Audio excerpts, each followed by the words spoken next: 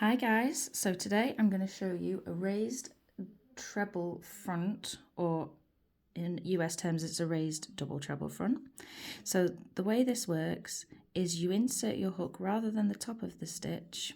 I'm just going to show you without doing the stitch. You're going to go from the front to the back and then bring the hook back to the front around the stitch that you're working. So normally your pattern will tell you which stitch you're working around, and you're not working in the top of the stitch, you're working around the post of the stitch.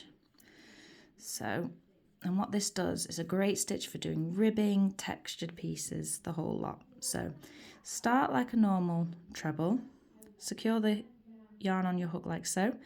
Then, as I just showed you, into the stitch you're working around, before the stitch, hook front to back, and then next to the stitch, back to front.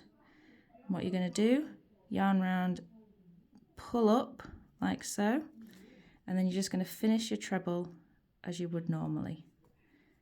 And can you see what that's done is made what looks like a very, very long stitch, and it's just a little bit bumpier than a regular treble. It's creating a nice little bit of texture, so I'll show you again. Round, we're going to go to the next stitch, front to back,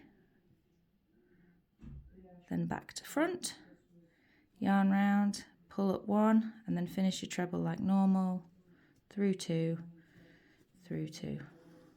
And there you have it, and I'll do it once more to show you.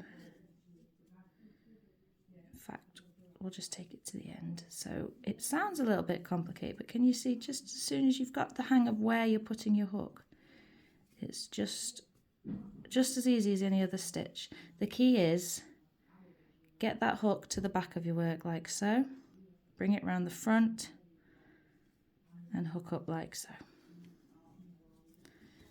And we'll do the last one just to see it all the way. And can you see there, it's created, oh, there goes my hook. And the back of your work will look a little bit different to normal, just excuse my tail. Creates this texture.